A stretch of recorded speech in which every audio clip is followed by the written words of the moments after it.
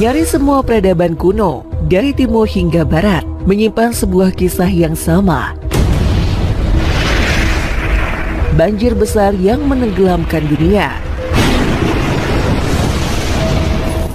Sumeria kuno menulis tentang Utnapishtim dalam epos Gilgamesh. India kuno mengenang Manu yang diselamatkan oleh seekor ikan ilahi. Yunani menuturkan kisah Deukalion dan Pirha yang bertahan di sebuah bahtera. Dan dalam literasi Islam, tercatat kisah Nabi Nuh yang membangun kapal raksasa atas perintah Allah. Pertanyaannya, apakah ini hanya dongeng yang kebetulan mirip atau sebuah memori kolektif umat manusia tentang bencana yang benar-benar terjadi? Sebuah kisah yang tak hanya menjadi legenda, tetapi diyakini sebagai peristiwa nyata yang meninggalkan jejak sejarah, yang jejaknya masih menjadi perdebatan panjang hingga masa sekarang.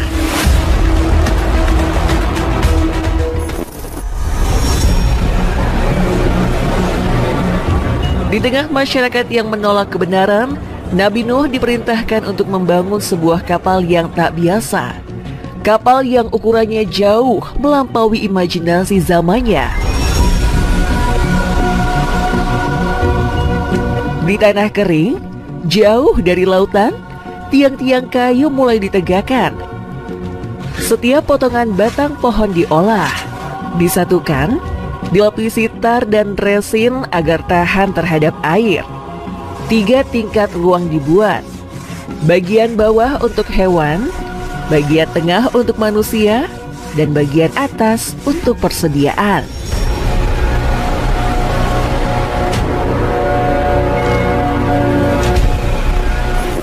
Ejekan demi ejekan datang. Kaumnya menertawakan, mencaci, bahkan menuduhnya gila. Bagaimana mungkin kapal bisa berlayar di dataran tandus? Namun Nuh tetap melanjutkan pekerjaannya, hanya ditemani segelintir pengikut yang percaya. Catatan kuno menyebut ukuran kapal itu mencapai 300 hasta panjangnya, setara lebih dari 130 meter, dengan lebar 50 hasta dan tinggi 30 hasta. Jika dibandingkan dengan kapal modern, panjangnya hampir sama dengan kapal penumpang abad ke-19. Sebuah prestasi teknik yang luar biasa, mengingat dibangun tanpa logam, tanpa mesin, hanya dengan tangan manusia dan keyakinan pada wahyu.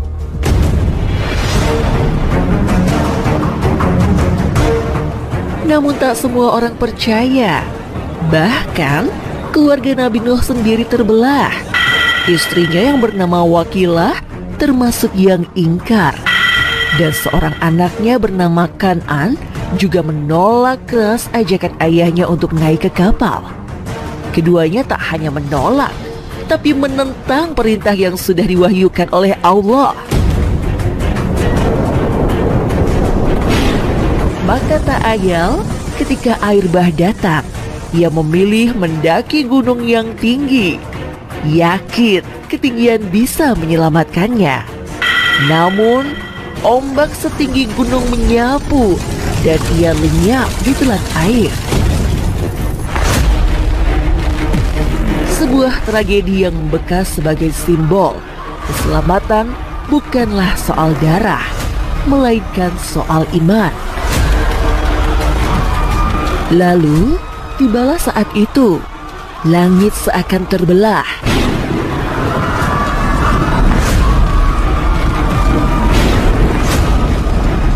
Menumpahkan hujan deras tanpa henti. Dari perut bumi, mata air raksasa memancar keluar. Laut meluap, sungai meluber. Daratan lenyap di bawah gelombang yang tak terbendung. Gunung-gunung tinggi pun mulai ditelan. Bumi berubah menjadi lautan luas tanpa batas.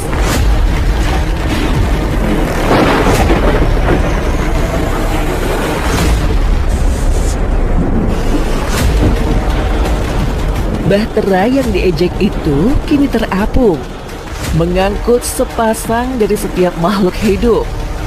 Seekor jantan, seekor betina, seekor burung, seekor binatang melata. Semua diatur dengan teratur sebagai cikal bakal kehidupan baru setelah bencana berakhir. Setelah berhari-hari terombang-ambing, bahtera itu akhirnya terdampar. Dalam Al-Quran disebutkan, kapal itu berlabuh di Bukit Judi, di wilayah Mesopotamia kuno yang kini berada di perbatasan Turki dan Irak.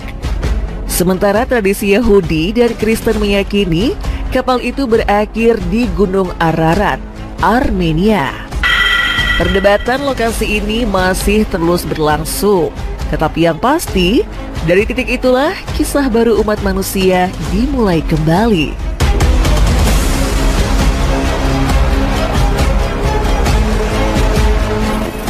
Seiring berkembangnya ilmu pengetahuan, namun pertanyaan besar pun muncul. Apakah bahtera itu benar-benar ada? Dan apakah ia meninggalkan jejak? Sejak abad ke-20, berbagai ekspedisi dilakukan ke Gunung Ararat dan sekitarnya. Beberapa peneliti mengklaim menemukan struktur kayu membatu di ketinggian pegunungan. Bahkan, ada laporan citra satelit yang menunjukkan bentuk menyerupai kapal terkubur dalam es.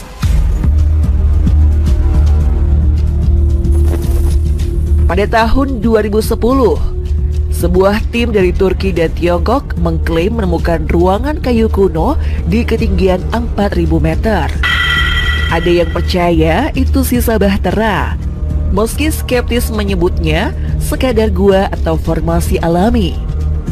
Teknologi satelit dan pemindai radar bahkan menunjukkan anomali berbentuk kapal yang terkubur di bawah es Ararat. Namun hingga kini, belum ada bukti yang bisa membungkam semua keraguan.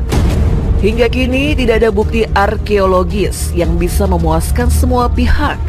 Apakah bahtera itu benar-benar terkubur di gunung? Ataukah ia hanya simbol peradaban yang tenggelam oleh waktu? Misteri ini tetap menggantung. Sebagian ilmuwan berpendapat, kisah kapal Nabi Nuh mungkin bukan tentang bahtera kayu semata, melainkan simbol peradaban kuno yang berhasil selamat dari bencana global.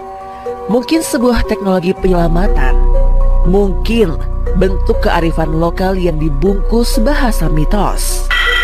Namun bagi umat beriman, kapal itu nyata adanya, sebuah saksi bisu tentang kuasa Tuhan, tentang manusia yang selamat karena taat dan yang binasa karena sombong. Dan disinilah misteri itu menggantung. Apakah kapal Nabi Nuh masih tertidur di perut Gunung Ararat, menunggu untuk ditemukan? Ataukah ia hanya kisah simbolis, sebuah pesan moral tentang kerapuhan manusia? Yang jelas, kisah ini meninggalkan satu peringatan. Peradaban, betapapun megahnya, bisa hilang seketika jika alam bergejolak. Banjir besar mungkin telah berlalu, tetapi bumi selalu menyimpan siklus bencana yang bisa datang kembali. Mungkin kisah kapal Nabi Nuh bukan hanya catatan masa lalu, melainkan pesan bagi manusia modern, pesan bahwa dunia ini bisa kembali ditenggelamkan kapan saja jika kita kembali angkuh dan lupa pada Sang Pencipta.